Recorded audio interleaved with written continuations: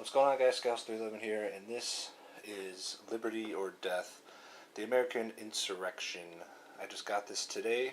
Obviously, it's a game based in the Revolutionary War, designed by Harold Buchanan. It's the Coin Series, Volume 5 from GMT. This is only the second GMT game I've ever played, and the first GMT game I ever played is the U.S. Civil War, which just came out too, or I just got last week. And I've only been playing that. I bought it, and I've been playing it through Vassal with a gentleman, David, in New Zealand, and we're playing that together, both learning the game as we play, and it's been a lot of fun. So I don't have much experience at all with GMT games, is what I'm kind of saying. They're pretty complex, and I haven't played any of these the Coin series. What I do know about the Coin series, though, is that they all have a solo variant where there's an AI for the other factions in the game. This one's no different. There's 4 factions here, and so being able to play solo to learn the game is great, and then obviously once you learn the game, try to get somebody to play with you would be awesome.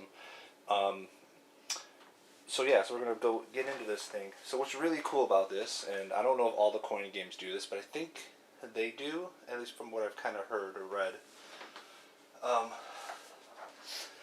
is that it comes with a tutorial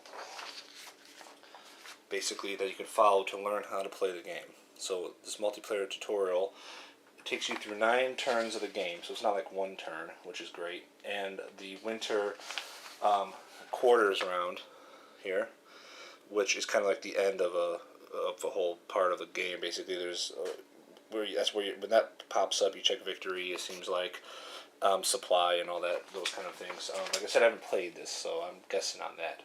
But what I want to do with this video series here that I want to do is go through this this multiplayer tutorial. Basically, you see, it tells you exactly what to do, and by playing through the tutorial, you learn all the different game elements and how the game plays. It's a very cool idea, and it's pretty awesome to do. I think, so what I want to show you first before I set the board up is the board itself. It's gorgeous, it's awesome. So you can see here, of course, we're the East Coast, and there's a lot of information on this board that we'll go over as we play through the tutorial, because it'll explain how things work. But the board itself, as you can see, it's just very, very awesome looking. The art is just so cool, it looks great. And like I said, we'll go through how everything works as we play. So there's 4 factions in the game. Of course, there's the patriots, and they're allied in the game with the French, who are over here, the white. They have the British, of course, who are red and green, and we have the Native Americans, who are brown over here. And this game uses cubes to represent the units. Sorry about that. These cubes represent the units. So for like the Patriots, this is like a standard unit, basically. This is militia. Units could be underground, so they're like an underground unit, kind of like they're like working in secret. If it's upside down, if you flip it, then they're known. And the stars are forts for all the different units. And these larger tokens are used for keeping track of resources and other parts of the board, kind of just keep tracks. And they all kind of have their same things. The Native Americans have their war tribes, their tokens. They have these, which are actually villages for them. These discs are villages, and they all have their own tokens that represent this. And we'll go over that as the game's played. But what I kind of want to do is show the board. So what I'm going to do now is set up the game. There's 3 scenarios in the game that you can play through. Basically different time limits of the years. So scenario 1 here is a people numerous and armed, which is the long duration. It goes from 1775 to 1780. The medium scenario is British return to New York, 1776 to 1779. And then the southern campaign is the short duration, sorry, 1778 to 1780. And then there's also, which I'm not really sure how it works to be honest, but the sprint scenario, for the Southern campaign. I guess to make it go even faster. It seems like the quicker version of the Southern campaign. So the tutorial that is in the book that we're going to follow is based on the British return to New York scenario. So you prepare the deck and all that kind of good stuff, and then you put resources out and you put units in certain areas, New York, Quebec, Charlestown, Florida, all these different areas. So I'm going to do all that, and then we're going to come back after it's set up and get into some gameplay and see how this game plays. One of the big reasons I'm doing this is because I wanted this game because I'm a fan of Revolutionary War history, and I was trying to find videos on how it plays. I couldn't find anything. So I'm not experienced, like I said, but I think maybe showing some people, if they're interested, how the game plays, going through the tutorial, while it's helping me learn the game, it might help someone else and see if they get interested. So that's kind of why I'm doing this. I'm in no way an expert at all of these type of games. But we'll see how it goes. So I'll set the board up, and then we'll be back in a minute. Excuse me. Okay, so here's the board set up for the scenario we're doing. With everything on there. So each faction has its own available resources. There's the patriots available. They have... why can't I remember the names? Continentals. They have... So, let's see, 3, 6, 9, 12 continental units here, and 10 militia units that are available to them. And then they've been placed in various places on the board. Of course, we'll get into that. Here we have the French. They have 7 available forces, and the general. I want to destroy these names, so I apologize. Rochambeau, I assume. I want to destroy the names. And then they also have quite a bit of unavailable French forces here in the beginning. 3, 6, 9, and a unavailable French squadron for ships. This is double-sided as blockade and squadron side.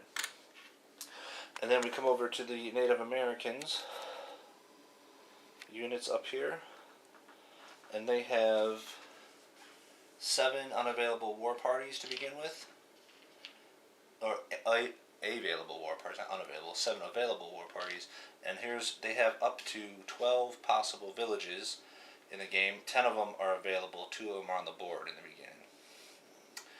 So these are where the villages are, and then here's where the forts are for the patriots. There's 2 on the board, 6 total for them. And then we move over. Oh, actually, sorry, I didn't show. There's the forts, the stars and the villages there. Sorry about that. I didn't really show it when I said it. All right, and then over here we have on the top is the British forces. They have 6 forts possible, 3 available, 3 on the board. They have 7 units available and 10. So they have 10 Tories, and I can't remember what they name the regular ones. Let me double check. Tories are the green, and regulars are the red.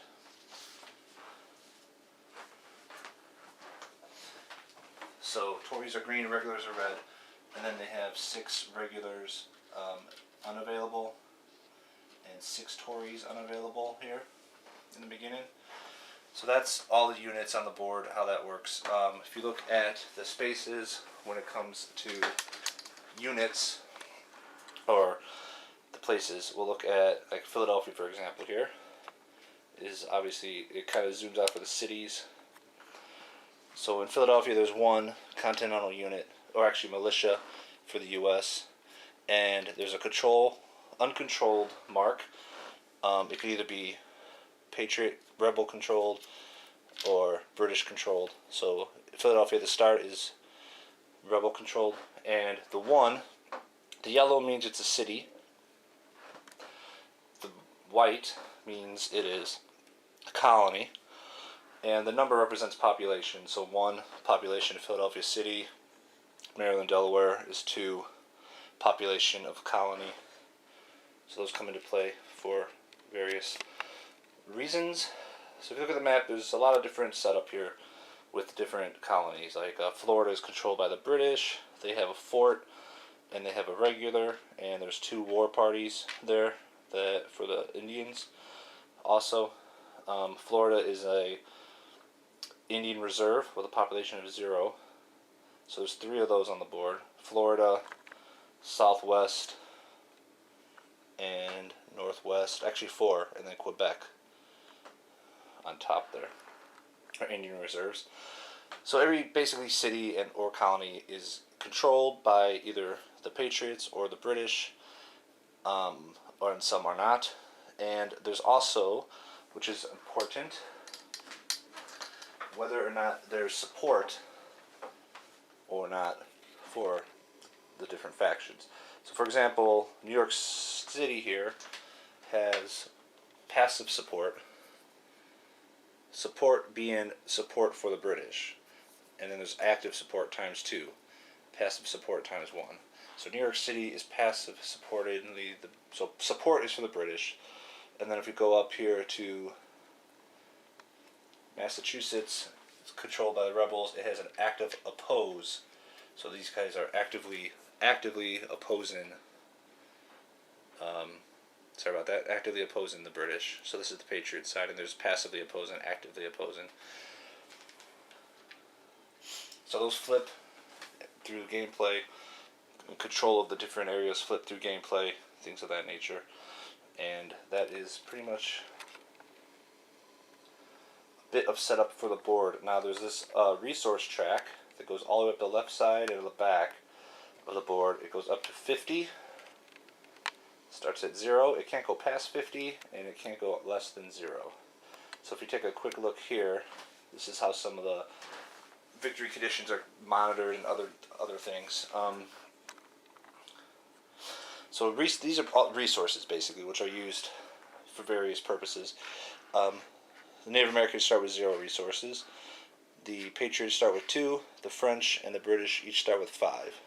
And these will go up or down based on what happens with gameplay. Resources are used to buy certain, or to do certain things in the game. There's a total support. So for the British, their total support right now is 3. And the Patriots' total support is 5. And those are used for victory conditions. Total support is important, or total opposition is 5 for the Patriots, sorry. Total support is 3 for the British. So that keeps track of those things. Cumulative British casualties are at 1, and cumulative rebellion casualties are at 3. As rebels' casualties increase, this will increase. As British casualties increase, that their token will increase. And the other one of important that's at least on the board at the moment is the French, because the French actually are not in the war in the beginning of this scenario. They're prepping for war, so they have a French prep token, which if you flip it, it becomes the French at war token, and they start at 9 with that, and that resembles their available forces and British casualties and their squadrons. So to get that 9 number, if you look at their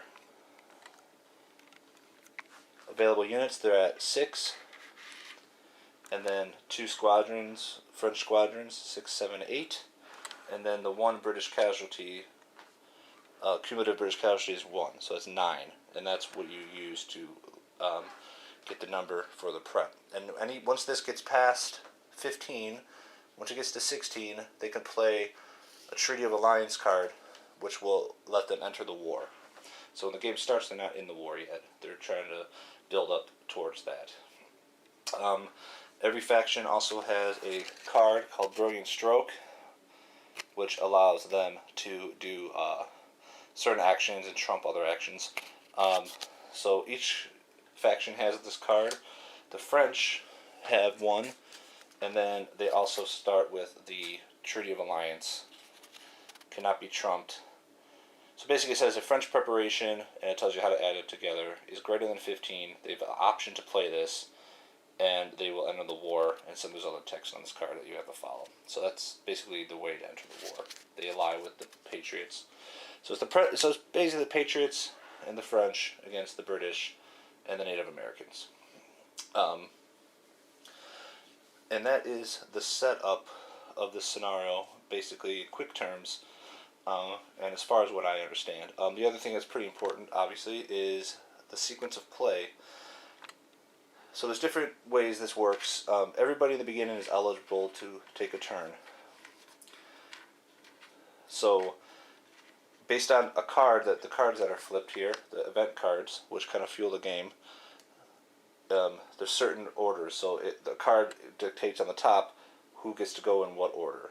So say the French get to go first. They can choose to do the first action of the turn, or they can pass. If they pass, they get, depending on the faction, there's a little bonus. They get some additional resources, and they remain eligible, so they can take a turn in the next round. But if they don't pass, they have to choose one of these three factions. They can either do a command but no special activity. They can command and do a special activity, or they can use the event card that flips. So they have a choice, or they can pass. If they choose to do one of these, then the next person that wants to do an action and not pass has to do the one following in the row. So the first player kind of dictates what could happen. So say there's an event card that's really bad for the first, for the French, and they go first. They don't want somebody to be able to do the event card, so they definitely want to do something that will not allow that second, somebody later to play an event card. So if they go to the first one, and the Patriots or the British are next, they can only go to limited command and do what that does. They can't go here to play an event. So by going first, you can kind of dictate some of the turn. Say the French want, have an event that they really want, they'll go to the event and play it, which will allow the next person to have to go here. Once two factions take a turn, the round is over. That doesn't count the passes. So basically, it could go, say the French go first, they do an event, the Patriots go, they do this here, the round's over. If you activated your faction, then at the end of the round you go to ineligible. You can't take a turn on the next round. So now basically the next time we go through the round, only the British and the Native Americans can go, and they can do their actions. If you pass on your turn and not take an action, you get a couple resources. You actually get to stay eligible for the next turn. You don't have to skip a turn. So that's kind of how it goes. You weigh whether you want to take a turn and not have a turn next turn. If you want to pass and see what happens. Based on what people do, the next person has to do something. So there's a lot of cool stuff going on here. And then there is the winter quarters cards, which is kind of dictates when winter comes, I believe. I haven't actually gotten to the winters. But this is, you check victory conditions, you do supply, support, redeployment, desertion, and reset. And when that card comes up, then this will kick into play. So when that happens, we'll get to it. Alright, so let's do the first round, I think. I'm going to attempt the first round. I'm going to see how long everything is. If it was too long, then I'll cut it and just make a separate video for round one and just have this as a setup video. But we're going to go right into it here, and we'll see how it works.